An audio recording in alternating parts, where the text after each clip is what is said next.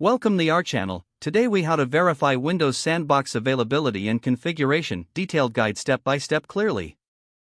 To verify Windows Sandbox availability and configuration, begin by opening the Start menu. Type Windows Features into the search bar. Select Turn Windows Features on or off from the results. In the Windows Features dialog, scroll down to find Windows Sandbox.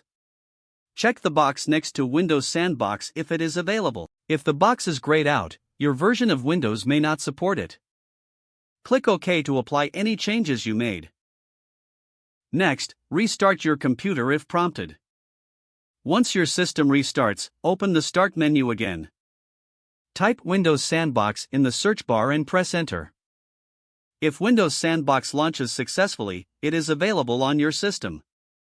To verify its configuration, click on the gear icon or settings within the Sandbox interface. Review the system configuration details and settings provided in the Sandbox environment.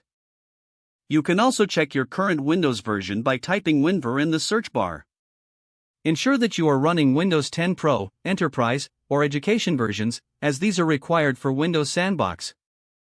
If you encounter any issues launching Windows Sandbox, ensure that virtualization is enabled in your BIOS settings. Consult your motherboard's manual for instructions on accessing BIOS settings. After enabling virtualization, repeat the initial steps to check Windows Sandbox availability again. You have now successfully verified the availability and configuration of Windows Sandbox. If the page does not load, refresh the browser or try again in a private or incognito window. Make sure you are using the correct email address, then retype it carefully to avoid small typos. If your password is not accepted, use the reset option and create a new strong password you can remember. Check your spam folder for verification or security emails, then complete any requested confirmation steps. Enable two-factor authentication if available to improve account security and reduce unauthorized access risk. After signing in, review your profile details so your contact information and settings are accurate and current. If you see an error message, note it down and try again after restarting your device and internet connection. Log out when you finish, especially on shared devices, to keep your account and payment information secure. If the page does not load, refresh the browser or try again in a private or incognito window.